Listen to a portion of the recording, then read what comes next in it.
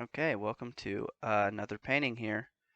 It's actually another Leyendecker study, and we're going to see this drawing happen fairly quick because it's ×4 on the drawing here versus twice as fast on the painting here. So overall, we're just getting a big idea.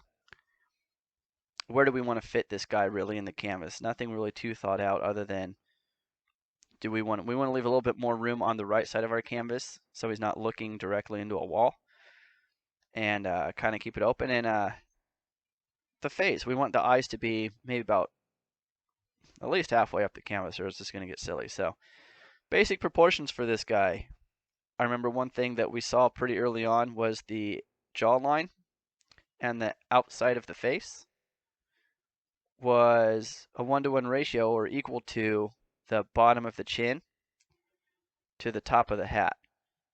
So you can see we put that in pretty early because it was such a useful kind of nice little basic big shape. The equal thirds that we always like to look for. The bottom of the chin to the bottom of the nose. The bottom of the nose typically to the hairline, but in this case, the buckle on his hat. You can see the center line was a guess, but a pretty logical thought out guess. We don't see much of the far side of his face. So it's kind of difficult to get that off unless our brain starts to get in the way and say, hey, I want to see more eye, I want to see more lip. That's when these 3/4 you can get into trouble. You can see we're fitting, pretty much fitting the face to the small little canvas. We're not worried about fitting the whole hat in. We're kind of cropping it off. That way it's a little portrait color study and not this, a hat study. So found the bottom of the eyes. Typically, the eye socket, typically that's halfway between the nose and the eyebrows there. Now we're going to draw this far eye socket, and we don't go past the center line, and we don't draw it past the outside of the face. We put those two indicators in early so we don't get too lost. So we found the top of the eye here. It looks like it's about halfway between the bottom of the eye, a little bit lower than bottom of the eye and the brow.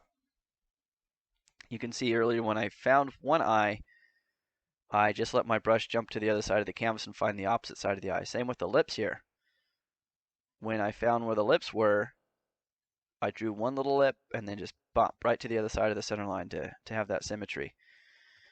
The chin is typically the bottom of the chin to the top of the chin is the same as the top of the chin to the middle of the lip, which is the same as the middle of the lip to the bottom of the nose. This characterized version of this ruggedly handsome pilgrim, it's more of the two bottom thirds are much larger than, not much larger, but larger than the top third. And that gives him that masculine jaw. Just a bit ago, I went ahead and measured the distance between the jaw and the back of the skull, and it looked to be about the same as that bottom third, chin to the bottom of the nose. This drawing sure does go quick when it's time lapse, so if you need to stop, pause it, rewind it, and it's a video. It's at your disposal. You can take as much time as you feel you need, or you can be like me and you can have a little bit of ADD and you can fast forward and then realize you missed a lot of information and then rewind and then try to fast forward again to find that sweet spot and then rewind again, and all in all we just wasted time because we're back to where we were. But I still do it, and it's something I'll probably do forever. Alright, so you can see I'm trying to get rid of all these lines and put in solid two-dimensional shapes in two values. There's kind of a dark value and a light value. That's all I'm really worried about. We saw my hand go down there a quick second ago, and we noticed where the, Chris, move your head, we can't see. We noticed where the neck meets the chin to the back of the neck. That width was the same as the height of the face, the chin to the top of the hat. So these 1-to-1 ratios, you can find them wherever you want. Even pause the video and see if you can find some of your own. Ask yourself, just for fun, how big is the gap from the bottom of the collar to the bottom of the ear? And when I measure that, it's about the chin to the brow ridge. So we're going to go ahead and color in the little belt buckle things, not super important. We're going to go ahead and color in these two-dimensional shapes, and this is going to get us a great feel on our composition. So kind of remember what the drawing looks like right now, or even rewind it to about a minute back. And come back to this moment, and you'll see a massive difference in composition, light and dark, and how our eye wants to jump to the face all of a sudden versus kind of getting lost. And anytime you can give your brain that mental break of not getting lost, not getting confused, simplify, your drawing's just going to go way smoother. It's even good to take a break, get away from the drawing for 5-10 minutes, get a fresh pair of eyes on it. It will go. It just serves such a great purpose. And it sounds like, oh man, I take too many breaks, or I want to get back into painting. It's that mental break, that fresh pair of eyes is extremely, extremely useful. So it looks like we're going to start putting down some thick paint. The drawings, I think the drawing's pretty close to where we need it to be. Yeah, it's almost like I did the painting. All right, so dark. A dark color is a great start. In this case, our limited palette, it's just burnt umber blue, probably a little bit of red to kind of calm down so it doesn't look too dark blue. And it doesn't look too cold. This black is about, black and white are but cold. So if there's any way to kind of neutralize that, it will help. Big basic shapes. These small paintings are wonderful for color studies and value studies. You can see how efficient it is. You load up the brush, you can make 3 or 4 brush strokes, load up the brush again, 3 or 4 brush strokes, load up the brush again. You will see that our brush strokes, the top of the hat was a good example. There was kind of a rectangle. I drew a rectangle and then I colored it in. When it came to the pilgrim's hat, I kind of drew in the hat, then I colored it in. What that does is it helps my brush control. So one color is not going into another when I add supporting values. And it reminds me to consistently look for basic shapes. Always, even when you're down to the nitty-gritty of highlights on the nose, highlights on the lips, tear ducts. Those are all still shapes, but just tinier shapes. So in the video, this isn't reading as such a warm brown, a little bit, but in the photo reference and the final piece that you've probably seen, if you're watching this video, you're probably part of my online group, you'll see more vibrant color, and that's removed from in person.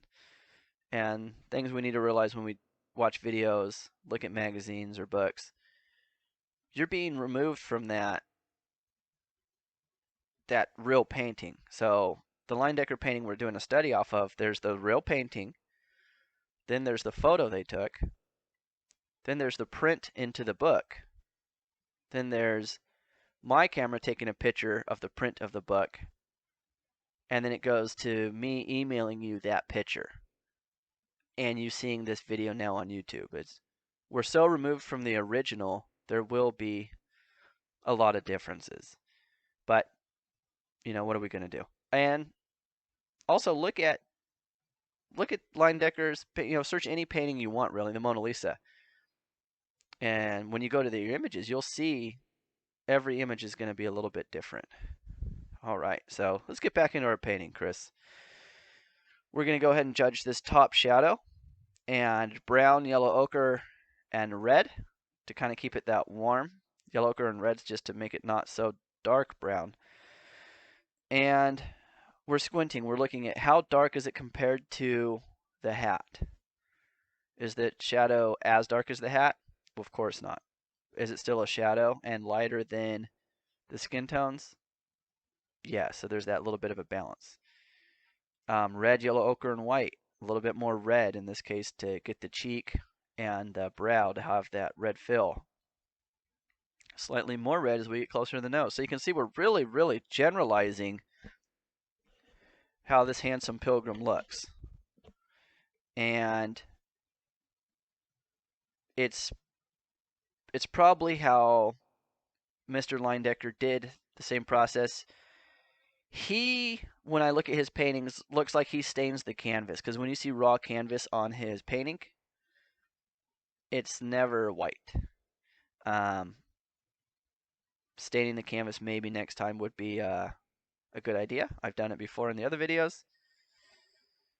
But is it super, super necessary to get every stain and brushstroke correct in these color studies? No. We're looking at shape design, and we're looking at color value, all those goodies, not exact replica. All right, so the mouth here and the 5 o'clock shadow area is a skin tone, yellow, ochre, red, and white. I add blue to it to cool it down. And if it's still not doing what I want, more blue and a little bit of brown. And listen to that, how silly that sounds. So you got brown, blue, white, yellow, ochre, and red. That's every color in our palette to make that bottom jaw there. Do you need red? Maybe not. But it again, it neutralizes it from looking too green or too blue. Kind of a muted gray color. You can see I'm kind of avoiding the small side of the face because it's such a highlight that I almost don't need that for the rest of the support of this face. The background being completely white is value-wise, it's done.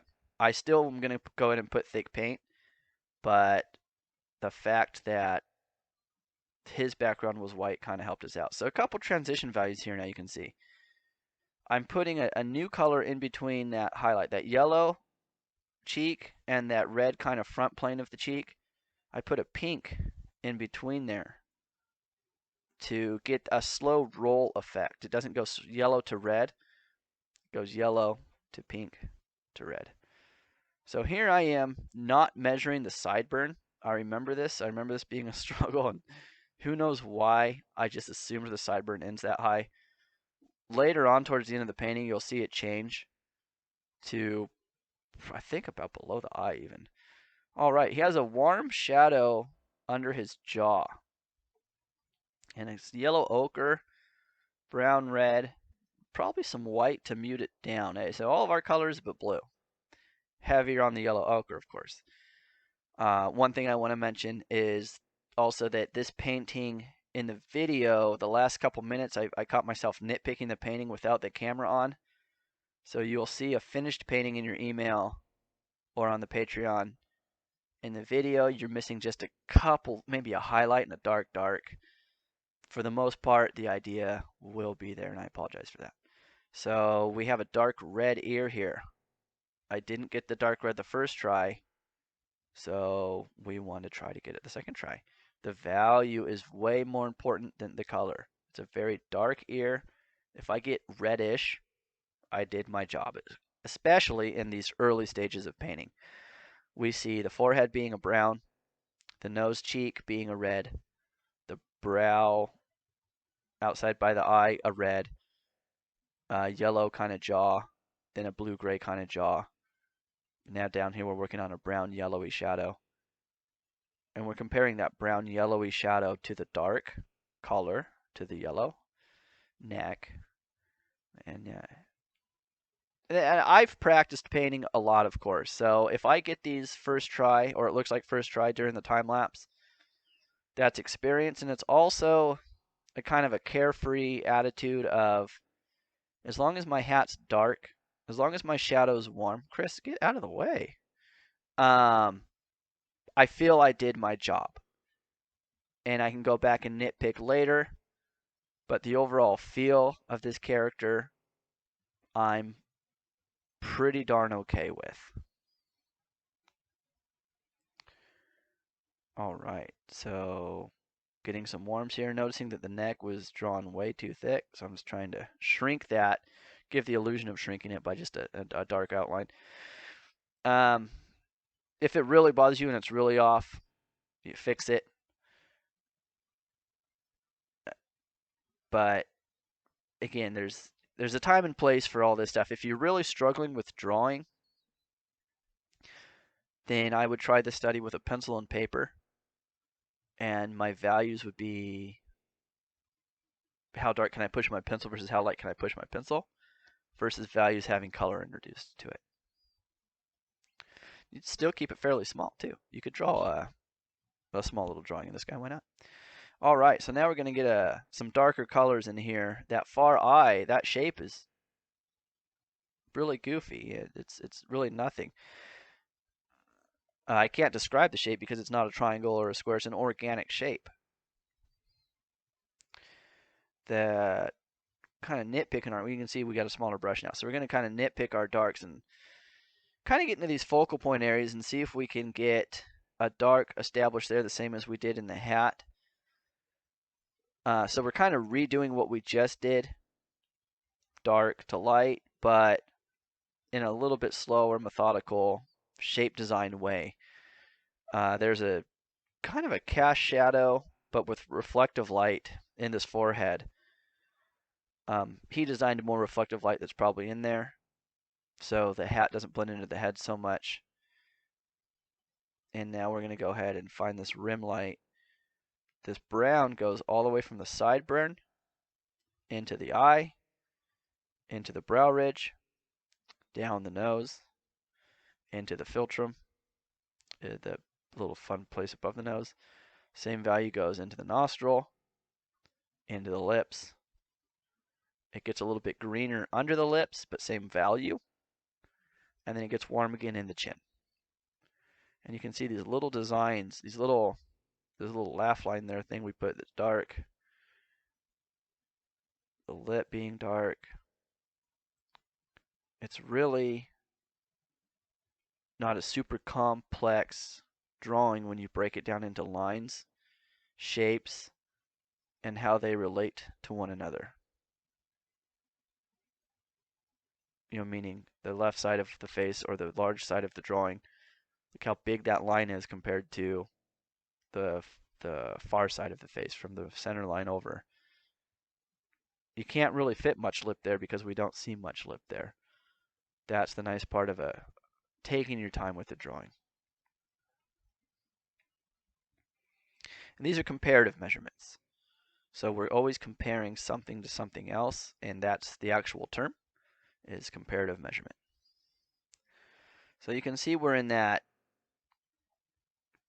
stage where the painting's going to start to transfer from an early kind of mucky looking drawing that at one point looked like a full value drawing, and now that we're adding true dark colors, it's going to look intimidating. Like, man, Chris, that face is really dark. When I look at the reference, it doesn't seem to do that. Well, you have to be comfortable with that stage in your painting of starting to apply darks, starting to do this again, and starting to support your colors with transition colors. And you can ask yourself, well, Chris, why didn't you go that dark in the first place? Hey, if you can go that dark and you know what value to put in right away, it's awesome. Do it. You know, there's no reason not to. But the way we paint and teach painting is a safe, methodical approach that is consistent or shows consistent results. And you can always take a step back in this approach. You can say, oh, man, I'm getting a little bit lost. Well, go through your checklist. Did you get a simplified drawing? Did you get basic shapes, dark to light? Then if yes, then move along. Did you get the canvas covered in an overall feel, basic generalized local colors, reds, yellows, blues, and whatnot? If the answer is yes, move along. If the answer is no, generalize your painting a little bit more. That's what's nice about a small painting too. If this was a larger painting, you can get defeated. You can say, man, I got to move this whole jaw over. Moving a whole jaw over on a 16 by 20 is a little bit of work. Moving a whole jaw over on a little 7 by 9 is flick of a wrist. So you can see in the muzzle area, this little laugh line, muzzle jaw area, I started to get my value darker and greener, and that's what it needs. So that's what we started to approach. As the drawing develops, you're going to see mistakes. It's not like we were intentionally putting mistakes, but you're going to realize I need to adjust. This needs to be darker. This needs. It's because you have more supporting cast. So the more a painting starts to develop, the more you're going to understand that, hey, this area needs to be darker now that I put another dark down. This area needs to be lighter now that I put a true medium down, or a nice medium tone value. It's not that it shouldn't be defeating, but it is to a lot of people that, oh man, now I got to fix that. Now I have to fix this. If you go into the mindset early on, knowing you're going to make adjustments like molding, you don't get terribly defeated. Again, because you know what you're going in to do. You know the process, you're used to the process. Versus, oh man, I thought I was done. I got to do another work. And it's painting. You should be enjoying the process. You know, we're not mowing the lawn or anything, even though I like that too. So I'm one of those rare weirdos though. Okay, so you can see we put a dark in the face here, or above the eyebrow. Eyelid. And that dark is going to support this cheek here and underneath the eye. Any medium value at all. I added brown to my red and yellow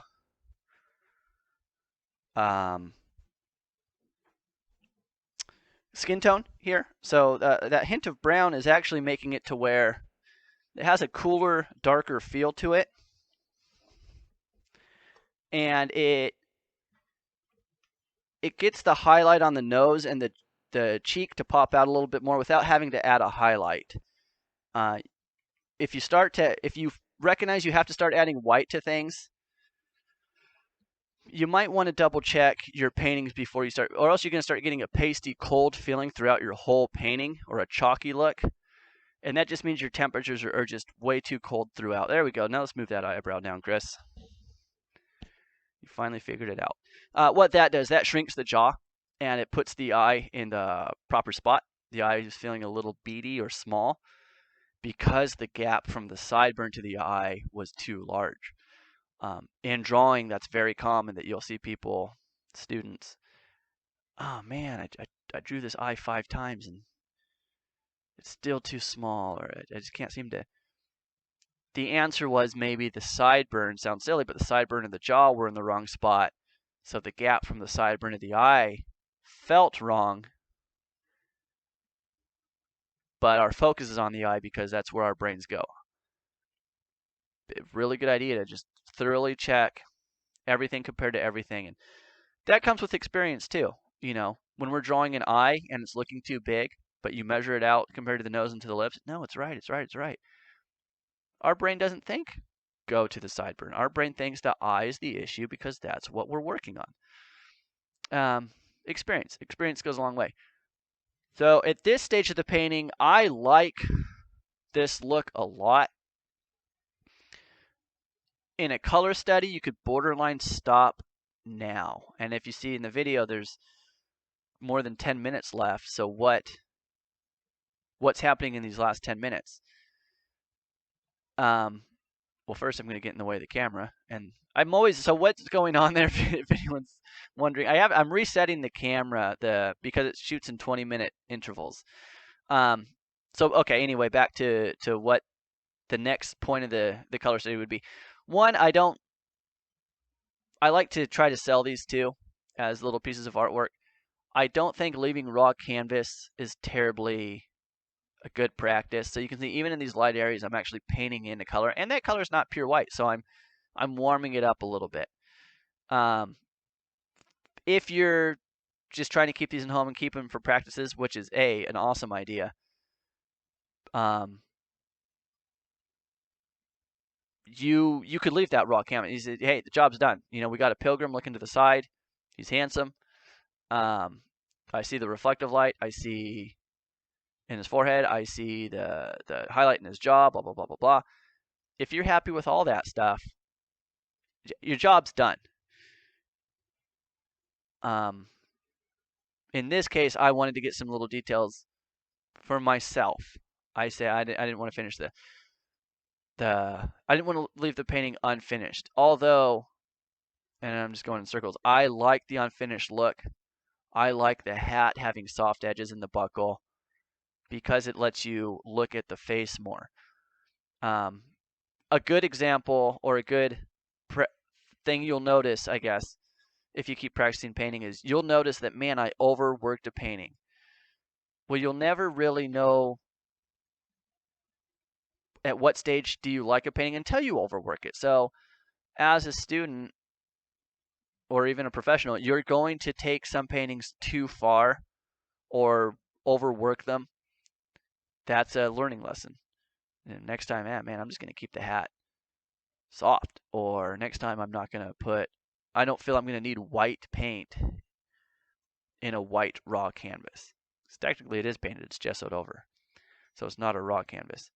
Now it's just a lot of supporting colors, adding colors. There's a reflective white here in the collar. That's going to let the jaw be a little bit bigger. Or not, I apologize.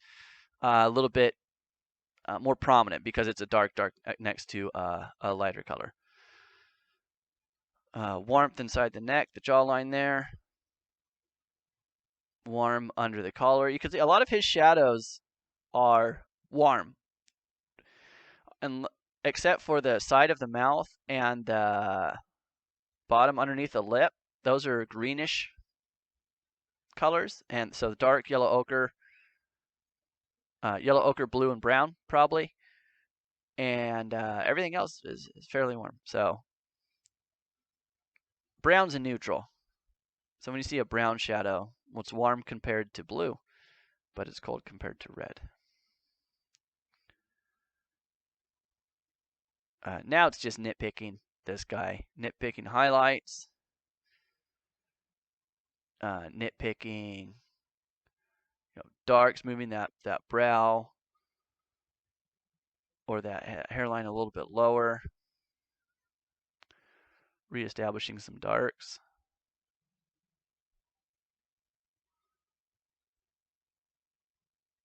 Okay, so now we're going to get into some detail here, which is last but certainly not least. Outlining the hat, cleaning up the hat. Again, I almost wish I kept it soft, but I think when that's done, the audience kind of sometimes, why didn't you finish the painting? And sometimes that audience gets in your head, and we don't think for ourselves. We think, what's someone else going to want to see? And that's kind of when you lose control of your own painting. Trying to predict what someone else wants to see. Well, you're never going to be right if that's how you want to paint. Everyone's going to want something different. Everyone has a different favorite ice cream or favorite movie or favorite car. You can't please everybody, so paint for yourself. This jawline here, you can see how bright the highlight on the cheek got once we added that darker jawline. And if you look in your photo reference, Leyendecker did that. He had a very slow rotation from the bottom jaw to the cheek. And it goes cool to warm. And almost it goes gray, yellow, red to get the emphasis on the red cheek.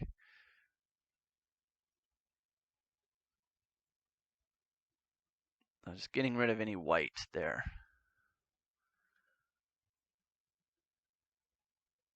Adding some highlights in the ear. And, well, actually more mid-tones.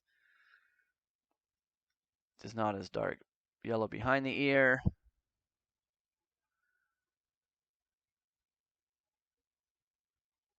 Getting that jaw to roll a little bit more. It looks like we're blending. We're putting a new color down. A new color down on the jaw. New color down. Oh, gotta reset the camera. This is nice about the time lapse. You can't really tell the camera's getting reset other than my arm jumping in the way. All right, so now we're gonna go ahead and just put in white for the sake of having again, practice. You can see I can redefine this jaw here with thick paint. You'll see the jaw being a little bit off. I can reshape that. I can kind of bulldoze or shovel that line over and move it over. Thick paint's going to dominate any area. Clean up that hat.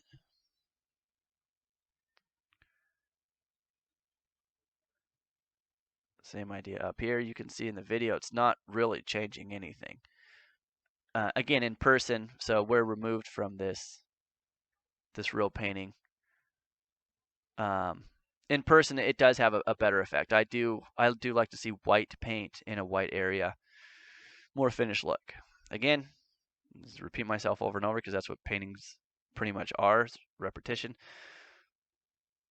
You don't have to paint that in white. If it's not going anywhere but you and maybe your family seeing it, you don't paint it white. If you want to practice brush control, or if you want to practice getting paint everywhere, or if you want to try to sell your little color study, then maybe having a finished look will be a little bit more convincing for people to buy. All right, back into the cheek. As you could, again, back and forth, back and forth, back and forth. You think, well, why not just finish the cheek and then move along? Our brains don't really see if the cheek's done or not until it's supported by other colors. So the cheek by itself, if you do just the cheek or just the highlight on the cheek on a raw canvas, odds are you're going to draw it way too light because you're comparing it to white. So now we're putting in highlights in the ear, highlights on the nose, highlights in the buckle, and all that stuff. That's going to support the cheek. You can, again, the eye. He put the eye in very dark. So in order to have that eye not stand out so dark, like it's wearing mascara or he's a superhero mask or something, we have to support that. So you can see another adjustment. A dark sideburn, and that dark color on the sideburn is going to tie in directly to the eye, and that dark color is going to tie in directly below the eye. So just putting that dark sideburn in alone just lets us know that, hey, we need to start adding more medium tones throughout the whole painting.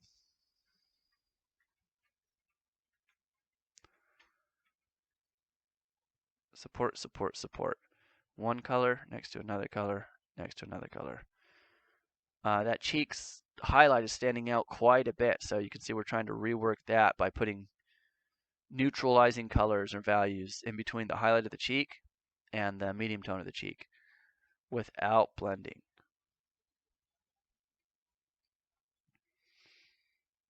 And in a color study, you don't want to blend.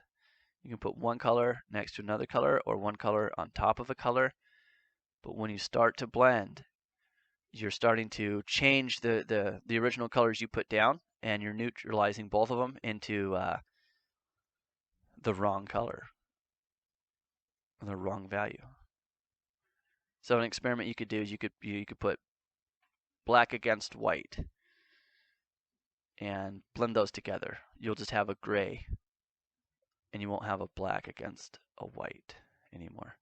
Essentially what happens when you put a red against a yellow and you start neutralizing it or blending it too much, you're taking away that value. So you can see we're adding some darker colors here by the face, starting to get some more mid-tone there. Highlight under the eye, hardly a highlight, but a medium under the eye.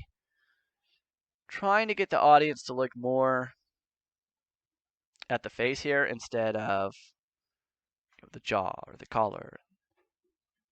Typically you will look at the eyes anyway because that's where our brains like to look. So to support that with design even helps the audience out a little bit more. And one color next to another color. Really nitpicking that jaw. for whatever reason.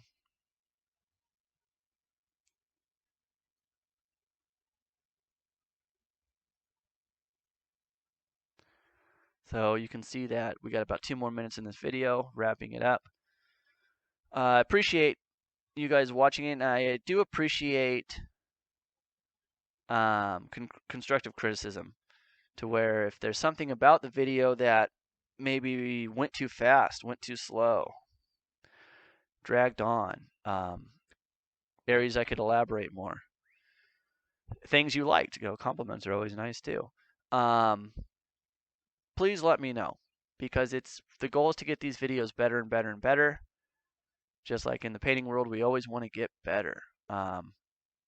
If you have a legitimate opinion on how you feel the paintings or the videos could be better, please let me know, because maybe that opinion is shared by a lot of people that are afraid to say something, or feel that it's negative to comment something like that. It's okay. I can take it. I've been painting for 20 years. I understand criticism. So I would love to hear, again, positive and helpful comments. So please, please, please, and thank you.